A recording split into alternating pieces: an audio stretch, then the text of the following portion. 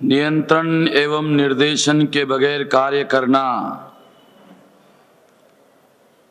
संगठन को तोड़फोड़ करने के बराबर है, सैबोटेज करने के बराबर है। साथियों, ये जो सब्जेक्ट हमने रखा है, ये सब्जेक्ट संगठन बनाने और चलाने वाले जो लोग हैं, उन लोगों को संगठन पर नियंत्रण करना चाहिए। संगठन चलाने वाले लोगों ने निर्देशन देना चाहिए, मगर और उस दायरे में रहकर एंटायर मशीनरी को कार्य करना चाहिए, तो उद्देश्य पूरा होता है।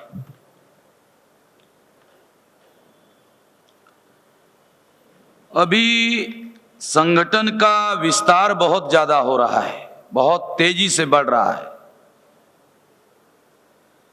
बहुत तेजी से बढ़ने की वजह से कार्यकर्ताओं को इसके बारे में संगठन के नियंत्रण और निर्देशन की जो प्रणाली है, केवल निर्देशन और नियंत्रण करने वाले लोगों के माध्यम से ही संगठन को नियंत्रित और निर्देशित किया जा सकेगा, ऐसा मुझे नहीं लगता। इसलिए प्रत्येक कार्यकर्ता को इसके बारे में प्रशिक्षित किया जाना चाहिए, क्योंकि कंट्रोल दो तरह का होता है। एक ऑर्गेनाइजेशनल कंट्रोल है, एक सेल्फ कंट्रोल है। सेल्फ कंट्रोल ऑर्गेनाइजेशन के द्वारा जो ट्रेनिंग दिया जाता है, उस ट्रेनिंग के अनुसार अगर प्रत्येक कार्यकर्ता काम करेगा तो उसको ऑर्गेनाइजेशनल कंट्रोल की आवश्यकता नहीं है।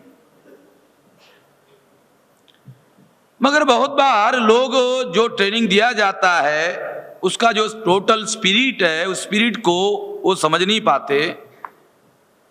इसलिए फिर नियंत्रण और निर्देशन की आवश्यकता होती है। ऐसे स्थिति में ऑर्गेनाइजेशन को कंट्रोल करना पड़ता है, ऑर्गेनाइजेशन को निर्देश देना पड़ता है। मगर ऑर्गेनाइजेशन को नियंत्रण और निर्देशन करते वक्त ये बात आप लोगों के सामने आई होगी, प्रत्येक के सामने आती है कि ये जो नियंत्रण है, ये ऑब्जेक्टिव कंट्रोल है। ऑब्जेक्टिव कंट्रोल का क्या मतलब है? उद्देश्य पूर्ति के लिए निर्देश दिया जा रहा है। अगर उसको फॉलो करोगे तो नियंत्रण में हो, नहीं फॉलो करोगे नियंत्रण में नहीं है।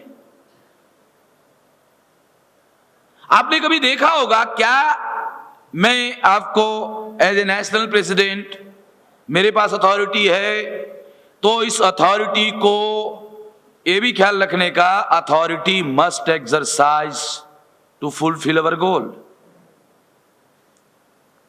Authority must exercise, authority exercise करने के लिए बहुत कलेजा चाहिए। अरे मैं अथॉरिटी एक्सरसाइज करूंगा तो वीवी नाराज हो जाएगा, वो वीवी नाराज हो जाएगा तो वो मेरे विरोध में दो चार लोगों को बताएगा, वो दो चार लोगों को बताएगा तो ये गुट बन जाएगा, फिर वो मेरे खिलाफ में आ जाएगा, तो अगले बार मैं राष्ट्रीय अध्यक्ष नहीं रहूंगा। इसलिए मुझे अपनी ड्यूटी पूरी करने के बजाय वीवी को, ये समझ रहे हो ना, उसको लोनी लगाने का काम करना चाहिए, बजाय मुझे अपना कर्तव्य जो ऑब्जेक्टिव पूरा करने के लिए लोगों ने मुझे अथॉरिटी दी, संगठन को चलाने के लिए, ताकि रिजल्ट निकाला जा सके। क्योंकि रिजल्ट अपने आप निकलता नहीं है, रिजल्ट निकालना पड़ता है।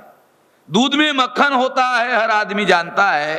दूध को लेकर के सामने बैठो और कहो, ए दूध मुझे मक्खन दे, मुझे मक्खन दे, मुझे मक्खन दे, देने वाला है? वो मक्खन देता नहीं है, मक्खन निकालना पड़ता है। और फिर मक्खन निकालने का है तो एक्शन प्रोसेस है, मक्खन अपने आप निकलता नहीं है और हर आदमी निकाल नहीं सकता। ये भी एक बात है कि मक्खन हर आदमी नहीं निकाल सकता। मक्खन निकालना होगा मगर हर आदमी नहीं निकाल सकता। हमारे समाज की तो ये समस्या बहुत बड़ी समस्या है, क्योंकि मक्खन निकालने, ऑर्गेनाइजेशनल टर्मिनोलॉजी में रिजल्ट निकालने का काम लीडरशिप का है, और हमारे समाज की जो बौद्धिक और साइकोलॉजिकल जो लेवल है वो लीडरशिप जनरेट बहुत कम संख्या में करती है, बहुत रेयर करती है।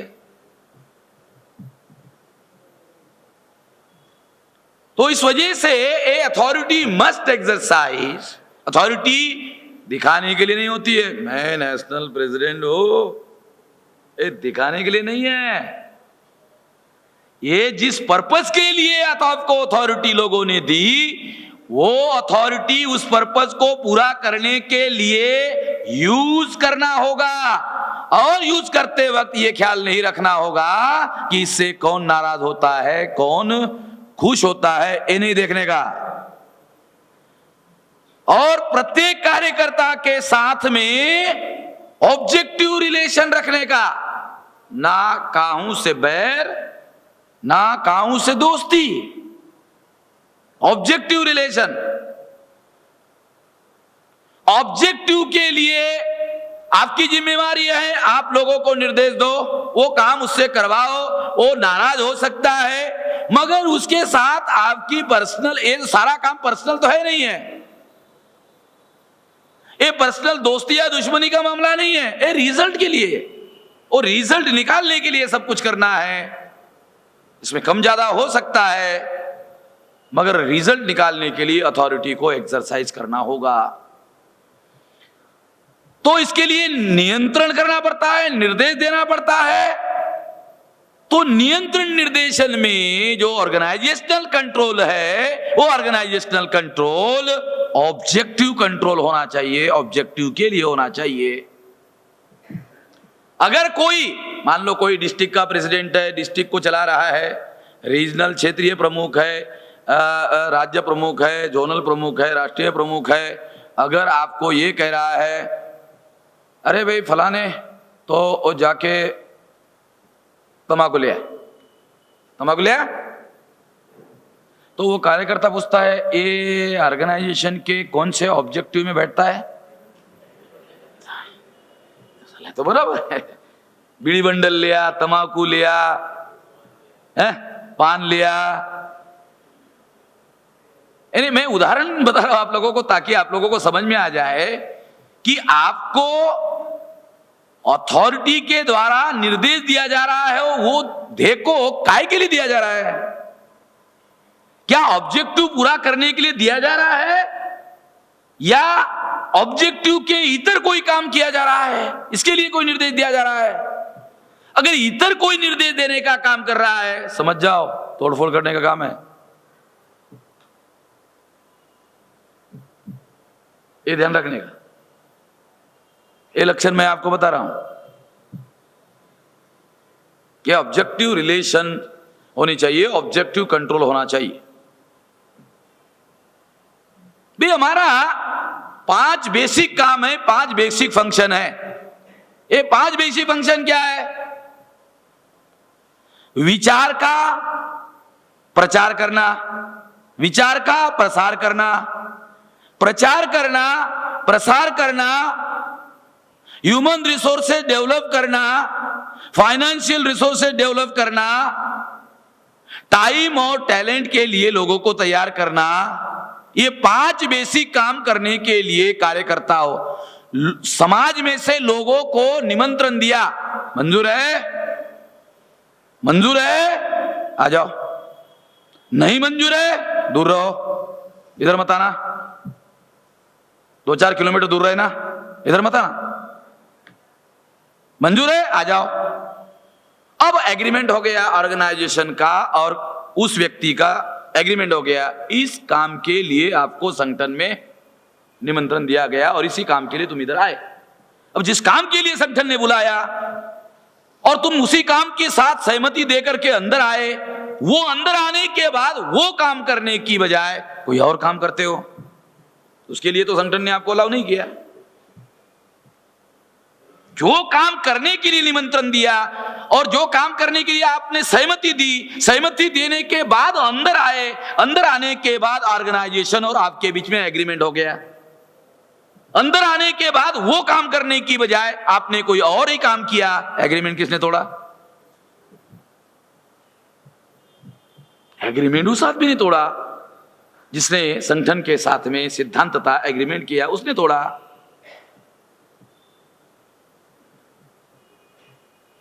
तो अगर ऐसा होता है तो ऐसा काम करने के लिए किसी भी कार्यकर्ता को संगठन में अलाउ नहीं है। ये 5 काम करने के लिए आपको संगठन में काम करने के लिए लाया गया है। हम देखो मंच पर से बोल रहा हूं, फिर ये बोलेंगे ये है वो है, अभी ये कोई छुपी हुई बात नहीं, मंच पर से बोल रहा हूं, अखबार में छप जाएगा और सारी जानकारी आपको आ जाएगी। ये है भैया, इसके लिए आपको संगठन में लाया गया है। आपको ठीक लगता है तो आप करो, आपको ठीक नहीं लगता है राम राम,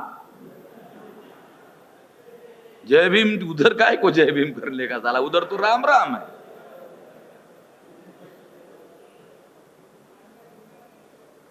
अगर हमारा राम राम आपको मंजूर नहीं है तो फिर ऑर्गेनाइजेशन को कार्रवाई करनी पड़ती है। हम तो एक बोलते हैं भाई आप इसे नहीं सहमत है, जाओ आपका कार्यक्रम रखते हैं, फेयरवेल कार्यक्रम रखते हैं, आपको भेंट देते हैं, फूल वगैरह गुच्छा देते हैं, जाओ। नहीं, राजी खुशी राजी खुशी में झगड़ा नहीं होना चाहिए, क्योंकि कल हो सकता है आपको अकल आ जाए, फिर आ सकते हो, कोई बात नहीं, कोई बात नहीं। जब समझ में आ जाए, जब समझदारी आ जाए, एक ऐसा थोड़ी है कि समझदारी कब आएगी सारे हम बता नहीं सकते। और हमारा कोई पर्सनल झगड़ा हमारा कोई पर्सनल झगड़ा तो है नहीं कि साले इसको, इसलिए ये बात मैं इसलिए आपको बता रहा हूं क्योंकि ये 5 काम करने के लिए आपको संगठन में लाया गया है। ये काम करना, इसके अलावा कोई काम नहीं करने का, इसके अलावा एक भी काम आपको करने के लिए अलाउ नहीं है। इसके अलावा भी आपको लगता है कि संगठन में कुछ काम होना चाहिए, मोबाइल नंबर संगठन के सीनियर्स लोग है, राष्ट्रीय अध्यक्ष है, वाइस प्रेसिडेंट है, जनरल सेक्रेटरी है, इसके अलावा भी कुछ आपको लगता है कि कुछ होना चाहिए, कंसल्टेशन करो, कंसल्टेशन करो। और कंसल्टेशन के बाद में जो चलाने बनाने वाले लोग हैं उसको लगता है कि ये भी होना चाहिए, चलो ये करो, क्योंकि ऐसी बहुत सी बातें, बहुत सी परिस्थितियां आती रहती है।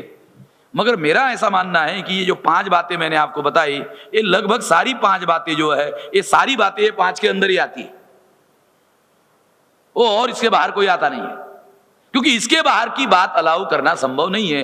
तर्कसंगत दृष्टि से अगर विश्लेषण करोगे तो आपको पता चलेगा ये 5 के अंदर ही आ जाती है। जो 5 के बाहर आ जाती है वो संभवतः हमारे ऑर्गेनाइजेशन के ऑब्जेक्टिव के फुलफिलमेंट के लिए उपयोगी नहीं है।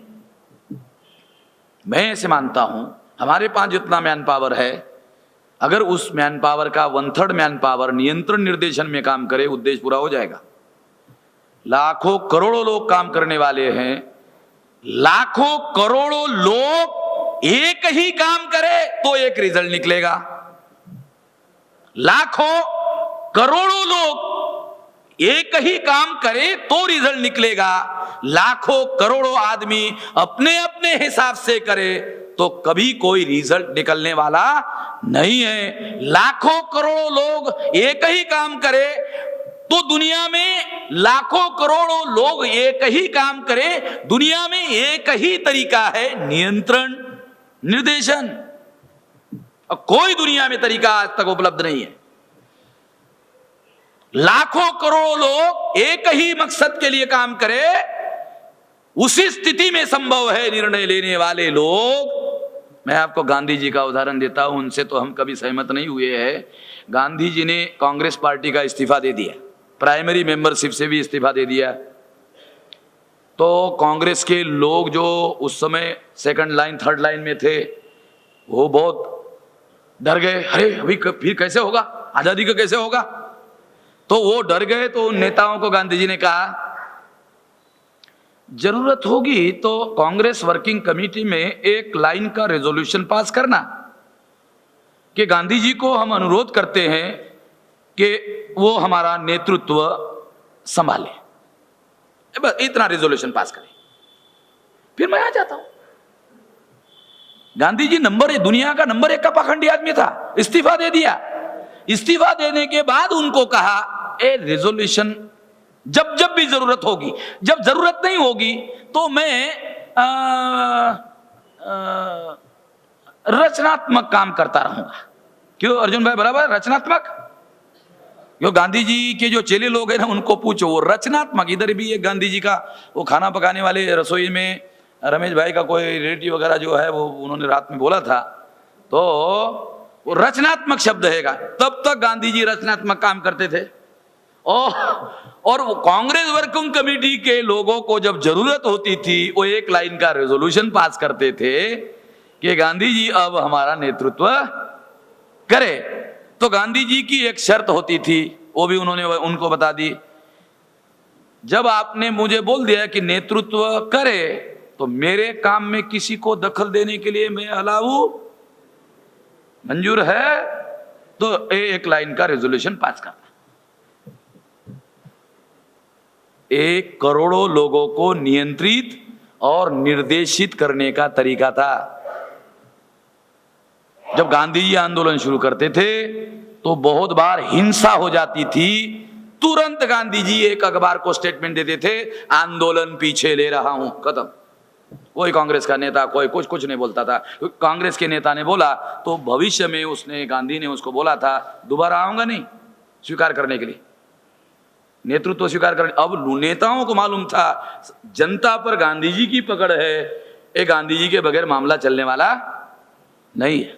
मैं उदाहरण के लिए बता रहा हूं, करोड़ों लोगों से अगर आप एक ही काम करना चाहते हो, एक ही मकसद पूरा करना चाहते हो और दूसरा कोई तरीका उपलब्ध नहीं है, नियंत्रण निर्देशन, ये बात साथियों हम लोगों को ठीक से सही तरीके से ध्यान रखना होगा। आज गांधीनगर के अधिवेशन के बाद हमारे समाज के पास एक राष्ट्रीय मंच की जरूरत है, और मैं ही मानता हूं कि गांधीनगर के अधिवेशन के बाद हमारे समाज के पास अभी एक राष्ट्रीय मंच है। अब आज हमारे पास एक राष्ट्रीय मंच है, जरूरत थी, है।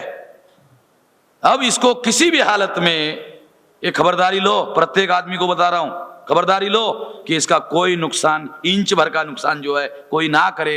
अपने से खबरदारी लो, सारा ठेका मेरा नहीं है, क्योंकि ये कोई प्राइवेट लिमिटेड कंपनी है वामन मेश्राम की, कि वामन मेश्राम का शेयर होल्डिंग में 51% है, इसमें मेरा कोई शेयर नहीं है। ये आप लोगों की भी जिम्मेवारी है कि इसका किसी किस्म का कोई नुकसान नहीं होना चाहिए। ये खबरदारी लेना प्रत्येक व्यक्ति की जिम्मेवारी है, ये खबरदारी प्रत्येक व्यक्ति को लेना होगा, क्योंकि अभी हमारे पास में बहुत मुश्किल से ये राष्ट्रीय स्तर का मंच खड़ा हो गया है, और ये 2009 तक बहुत विशाल पैमाने पर विकसित हो जाएगा, ये हो जाएगा। अभी ऐसा मैकेनिज्म हमने बनाया हुआ है, ऐसी बहुत सारी बातें हमने डेवलप की हुई है कि हमारा दुश्मन इसको तोड़फोड़ करने की बहुत कोशिश करेगा, आने वाले समय में और भी करेगा। तो अभी हम लोगों ने, मैं इसके बारे में अभी सारे लोगों को अभी हम लोग इसके बारे में जनता में भी, पब्लिक में भी लोगों को अवेयरनेस करने का कार्यक्रम करेंगे। पब्लिक में से भी लोगों को साथ सहयोग नहीं मिलना चाहिए, ये भी खबरदारी लेंगे। और जो खबरदारी हम ले रहे हैं तो मैं आपको बताता हूं कि अपर्डे साहब और मैंने ऑब्जेक्टिव के लिए ही जल्ली के साथ झगड़ा किया, और उसने ऑब्जेक्टिव के लिए, ऑब्जेक्टिव के विरोध में स्टैंड लिया। क्या हुआ जल्ली का, क्या हुआ? हम 2 लोग निकल के बाहर आए थे ऑफिस के, खबड़े साहब और मैं बाहर आ गए थे। हम 2 बाहर आए थे, कार्यकर्ताओं को मालूम है। जल्दी के साथ ऑफिस, टेलीफोन नंबर, अखबार, रिसोर्सेस सब कुछ दे करके हम 2 लोग वापस आए। वो झल्ली साला गायब हो गया और हम लोगों ने हजारों कार्यकर्ता तैयार की और उसके साथ में मिसलीड होकर जो लोग गए थे वो घर में तो बैठ ही गया, वो लोग भी घर में बैठ गए, स्पॉइल हो गए। क्योंकि जो ऑब्जेक्टिव छोड़ देता है, लोगों को संभालने के लिए जो ऑब्जेक्टिव छोड़ता है तो ऑब्जेक्टिव छूट जाता है। और कुछ दिन के बाद जो कार्यकर्ता को उसने संभालने के लिए ऑब्जेक्टिव छोड़ा, वो कार्यकर्ता बाद में उसको छोड़ जाते हैं। पहले वो ऑब्जेक्टिव को छोड़ता है लोगों को अपने गुट में शामिल करने के लिए, और बाद में क्या होता है, वो धीरे धीरे वो जो साथ में लगे लोग होते हैं वो उसको छोड़ना शुरू कर देते हैं और दोनों तरफ से उसका मामला रफा दफा हो जाता है, खत्म हो जाता है। ऐसा जल्दी के साथ हुआ, ऐसा नेत्राम सिंह के साथ में हुआ, ऐसा रामकिशन गहलावत के साथ में हुआ, ऐसा गंगावने के साथ में हुआ, हमारे सामने हुआ, जिन्होंने ऑब्जेक्टिव के लिए स्टैंड नहीं लिया। खापर्डे साहब और हमने हमेशा कि कौन आदमी नाराज होता है, कौन आदमी खुश होता है, इसकी हमने कभी परवाह नहीं की। ऑब्जेक्टिव को नहीं छोड़ा, विचारधारा को नहीं छोड़ा, क्योंकि अगर आप ऑब्जेक्टिव और आइडियोलॉजी को नहीं छोड़ते हैं और लोग छोड़कर जाते हैं, हजारों लोग तैयार हो जाएंगे, क्योंकि तैयार करने वाला ऑब्जेक्टिव आपके पास में है, तैयार करने वाला विचार आपके पास में है, हजारों लोग तैयार हो जाएंगे। ये हुए, ये प्रैक्टिकल अनुभव भी हमारे पास में है। इसलिए हमने कभी भी ऑब्जेक्टिव और आइडियोलॉजी के साथ में कभी कंप्रोमाइज नहीं किया और परवाह नहीं की। बोरकर का क्या हुआ, अभी उत्तर प्रदेश में बरेली में अधिवेशन लिया, 56 लोग 3 बजे तक थे, 3 बजे के बाद में 32 रह गए स्टेट अधिवेशन में। तो उन लोगों ने कहा अरे यार लोग कम है, चलो कल देख लेते, अभी ये तो हो नहीं सकता, कल देख लेते। कल लोग आए, लोगों ने पूछा कल होगा क्या, नहीं लोग आएंगे तो करेंगे। जो 32 लोग रह गए थे उनको कहा कल लोग आएंगे तो करेंगे। अब वो जो 32 आए थे अगली बार आएंगे, वो 32 को लगेगा अरे हला ये जो लोग हैं इनके अंदर ही साला कोई कमिटमेंट नहीं है। बुद्धा ने जब पहली मीटिंग ली 5 लोग उपस्थित थे, 5 को ही समझाया, 5 को ही समझाया, 6-7 क्यों नहीं है ये समस्या उसके सामने नहीं थी। ऑब्जेक्टिव के साथ में था, विचारधारा उसके साथ में थी, उसके लिए 5 लोगों को समस्या नहीं थी। तो साथियों ये बात हम लोगों को ध्यान रखना होगा, ये बहुत फंडामेंटल बात है, ये हमेशा प्रत्येक कार्यकर्ता को ध्यान रखना चाहिए।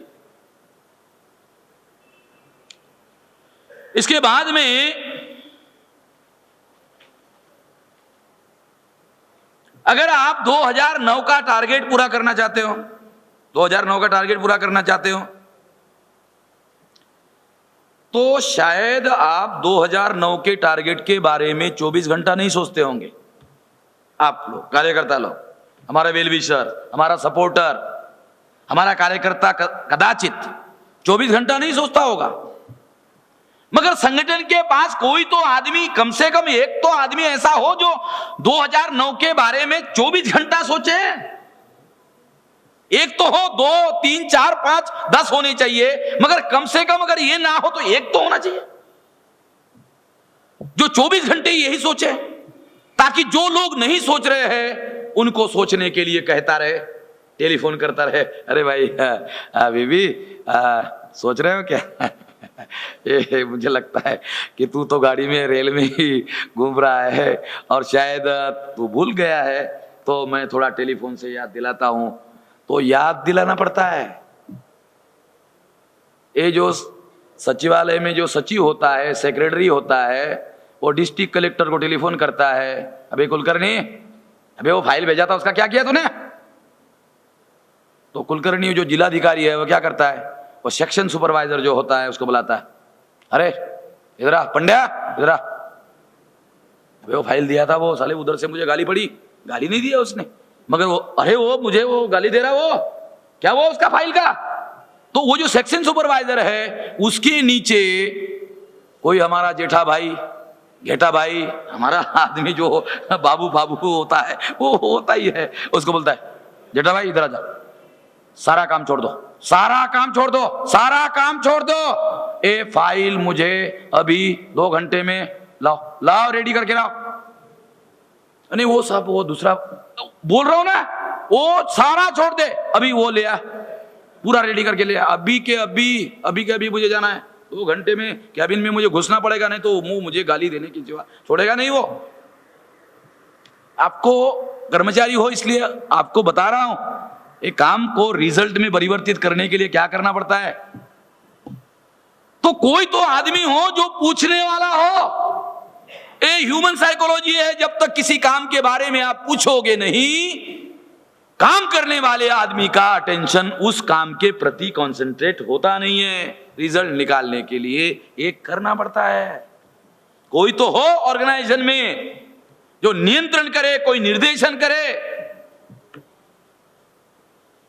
इसलिए जो निर्देश दिया जाता है उसको निर्णय लेने वाले लोग, मान लो 5 लोग है, 10 लोग है, 11 लोग है, करोड़ों लोगों का संगठन है, नियंत्रण निर्देशन निर्णय लेने वाले 8-9 लोग है, करोड़ों लोगों के लिए निर्णय लिया। वो निर्देश देकर नहीं करेगा तो कौन सा तरीका है। निर्णय लेने वाले 8-9 लोग है, इंप्लीमेंट करने वाले करोड़ों लोग है, निर्देश देकर नहीं करेगा तो कौन सा तरीका है। निर्देश देकर नहीं करेगा तो और कौन सा तरीका है, कोई और तरीका तो है नहीं।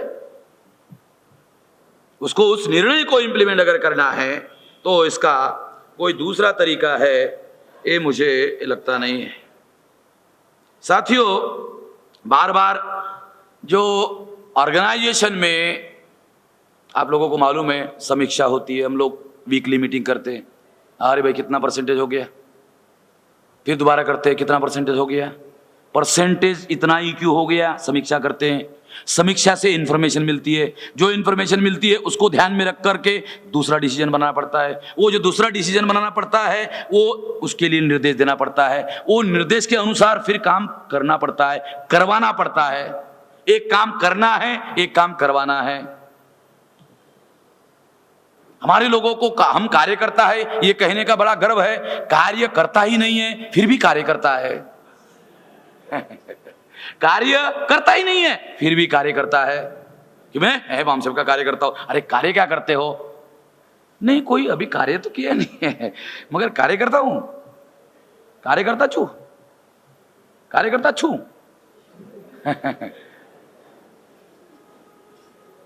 तो ये इस तरीके से ये काम होता नहीं है, ये बात हम लोगों को ध्यान रखना होगा। आखिरी बात साथियों, मैं आपको बताना चाहता हूं कि संगठन ने आपको 2009 का कार्यक्रम बताया, संगठन ने आपको फंडिंग की सारी स्कीम बताई, संगठन ने सारे देश भर में इकट्ठा होकर के चर्चा करके निर्णय लिए, सारी बातें आप लोगों के सामने हैं। तो अभी आपके सामने एक ही मामला है।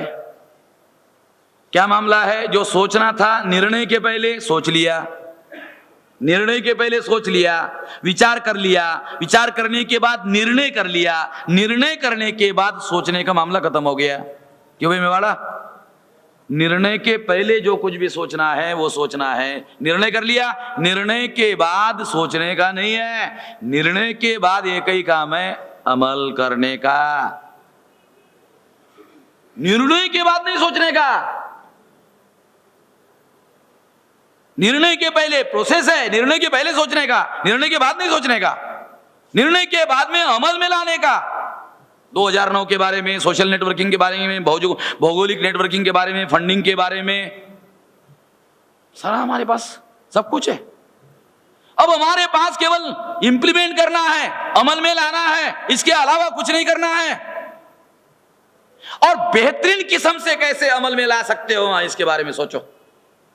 अगर सोचना खुजली है बहुत सोचने की, अगर सोचने की खुजली है तो इसको बेहतरीन किस्म से कैसे अमल में लाया जाए करो, वरना जितना संगठन ने सोचा उतना फॉलो करो, और ज़्यादा इसको सोचने की ज़रूरत है ऐसा मुझे नहीं लगता है। ये बात आपको निश्चित रूप से ध्यान देनी होगी। साथियों, एक बात हमारे साथी कार्यकर्ता रणवीर भाई ने बताई कि होद्दानी जरूर નથી, होद्दानी जरूर નથી। संगठन फॉर्मल ऑर्गेनाइजेशन है तो राष्ट्रीय अध्यक्ष चाहिए, वाइस प्रेसिडेंट चाहिए, जनरल सेक्रेटरी चाहिए। अगर रणवीर भाई की तरह सबने कहा होद्दानी जरूरत નથી, कौन संभालेगा? क्योंकि ये जो संगठन का फॉर्मल स्ट्रक्चर है उसको संभालने वाला कोई ना कोई आदमी चाहिए। तो संगठन निर्णय करेगा रणवीर भाई आपको ये ओहदा संभालना पड़ेगा, आप संगठन ने सोचा है आप ये बढ़िया कर सकते हो, ये संभालो, ये काम करो। संगठन को जरूरत है, संगठन के लोग मिलजुल कर चर्चा करके डिसाइड कर रहे हैं, आपके ऊपर थोप नहीं रहे हैं। आप बरसों से काम करते हो या कोई भी कार्यकर्ता बरसों से काम करता है तो वो जो काम करता है उसके कंट्रीब्यूशन के आधार पर फैसला होता है, और संगठन की रिक्वायरमेंट है। आखिर निर्देश नियंत्रण करेगा तो कौन करेगा? Organisation on its own, organisation on its own कोई कंट्रोल नहीं होता। ऑर्गेनाइजेशन बामसेप नाम का ऑर्गेनाइजेशन है, बामसेप, ये अमूर्त है, ये मूर्त नहीं है, ये बामसेप अमूर्त है, ये बामसेप अमूर्त है। ये अमूर्त जो है ये आदेश नहीं दे सकता, निर्देश नहीं दे सकता है, कंट्रोल नहीं कर सकता। On behalf of BAMCEF as a national president, हाँ, वामन मेश्राम जो संगठन के सिद्धांत है उस दायरे के अंदर वो नियंत्रण करेगा, निर्देशन करेगा। क्योंकि वामन मेश्राम जिंदा आदमी है तो वो उस नीति निर्देशक बातों को अमल में लाने का काम कर सकता है, या XYZ कोई आदमी जो भी संगठन को बना रहा है, चला रहा है, वो उसको अमल में ला सकता है। क्योंकि बामसेप एब्स्ट्रैक्ट है, अमूर्त है, वो मूर्त रूप में आता है जिंदा लोगों के माध्यम से।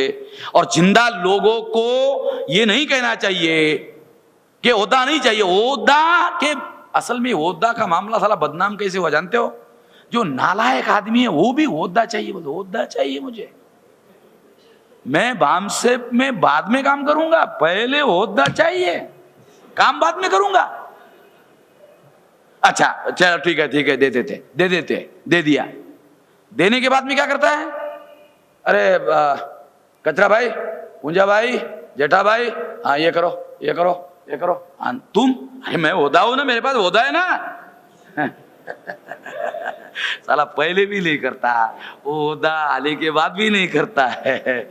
तो ये जो हमारे लोगों के अंदर जो साइकोलॉजी है उसको ध्यान में रखकर शायद रणवीर भाई ने सोचा होगा कि जो नालायक लोग हैं उनको ओहदा चाहिए, लायक लोग कहते नहीं मुझे नहीं चाहिए। मैं तो, क्योंकि अथॉरिटी दो तरह की होती है, एक फॉर्मल अथॉरिटी होती है, एक इंस्टीट्यूशनल अथॉरिटी होती है, एक पर्सनल अथॉरिटी होती है। पर्सनल अथॉरिटी पावर के साथ जुड़ी होती है। फॉर एग्जांपल बाबा साहब अम्बेडकर ने लॉ मिनिस्ट्री का इस्तीफा दिया, मगर वो लॉ में एक्सपर्ट थे, लॉ मिनिस्ट्री का इस्तीफा दिया मगर लॉ में एक्सपर्ट थे।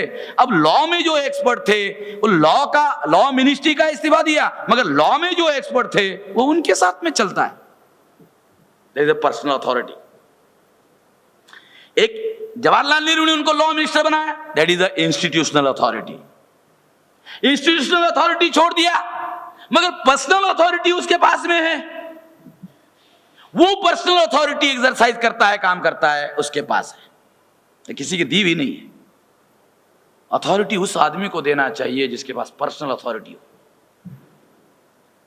नालायक आदमी को अथॉरिटी नहीं देनी चाहिए। ये सबक हमने तेजिंदर सिंह हिल्ली के समय में सबक सीखा। उसको हम एजेंडा भी हम ही लिखते थे, खापटे साहब लिखते थे एजेंडा, और साइन लेने के लिए उनको चंडीगढ़ जाना पड़ता था। और नालायकी की भी हद होनी चाहिए। बोलना नहीं चाहिए मगर अभी जो फैक्ट है। एक बार गया वो, उसने 10-15 साल काम करने के बाद में, मैं बैठा था खाबड़े साहब को, खाबड़े साहब बाबा साहब अम्बेडकर का जो बायोग्राफी है वो बढ़िया किसने लिखा है? ओ मुझे दे दो जरा, मैं पढ़ूंगा। 15 साल बाद, बामसेप में 15 साल काम करने के बाद बाबा साहब अम्बेडकर की बायोग्राफी कौन सी बढ़िया है? मुझे साला बड़ा अजीब लगा। तो ये हमारे सामने ये अनुभव रहा कि जो आदमी पर्सनल, जिसके पास में अथॉरिटी नहीं है, अगर उसको इंस्टीट्यूशनल अथॉरिटी दी जाए तो वो लायबिलिटी बनता है, बाद में ऑर्गेनाइजेशन के लिए नुकसान पहुंचा सकता है। इसलिए साथियों, ये बात आप ध्यान रखेंगे कि ओहदा लेने की भी ज़रूरत है। ये लेते रहने के लिए ऑर्गेनाइजेशन समय समय पर निर्णय लेता रहेगा। आप लोग ये सारी प्रक्रिया में जो भी कार्य होगा वो पर्सनल लेवल पर नहीं होता है, इसलिए आपको अपनी जिम्मेवारी माननी चाहिए और छोटी छोटी बातों को ज़्यादा तवज्जो नहीं देना चाहिए। आपका माइंड अगर ऑब्जेक्टिवली सोचता है तो आपको छोटी बातों को ज़्यादा तवज्जो नहीं देना चाहिए। अगर आप छोटी बातों को तवज्जो देते हैं तो इसका मतलब है आपका माइंड, आपका ब्रेन ऑब्जेक्टिवली थिंक नहीं करता है। ऑब्जेक्टिवली थिंक करना जरूरी है। मुझे ऐसा लगता है ऑब्जेक्टिवली आप लोग थिंक और करेंगे। अगर ऐसा डेवलप हो गया ना विचार, बिल्कुल कोई समस्या नहीं रहेगी। समस्या का हर आदमी समाधान करने लायक हो जाएगा। ऐसा अपने अंदर डेवलप करने का प्रयास करेंगे। इस आशा और विश्वास के साथ बात को यही समाप्त करता हूं। धन्यवाद।